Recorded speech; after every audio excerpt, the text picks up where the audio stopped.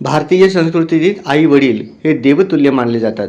त्यांच्या चरणी कृतज्ञता व्यक्त करणे, त्यांचे आशीर्वाद घेणे आणि नवीन पिढीमध्ये संस्कारांची जाणीव दृढ करणे या पवित्र उद्देशाने भवानीपेठ विद्यार्थी संघटनेच्या वतीनं मातृ पितृ पादुका पूजन कार्यक्रमाचे आयोजन करण्यात आले होते. हा कार्यक्रम शनिवार दिनांक 14 फेब्रुवारी 2026 रोजी शाकांबरी माता देवी मंदिर, घोंगडे वस्ती, भाजी मंडई, भवानीपेठ, सोलापूर येथे संपन्न झाला. कार्यक्रमात एकूण 4 मातांचे पादुका पूजन तसेच 2 मातापित्यांचे संयुक्त पादुका पूजन करण्यात आले. 5 वर्षांपासून पुढील बालगोपाल, विद्यार्थी आणि पालकांनी मोठ्या उत्साहाने सहभाग नोंदवला.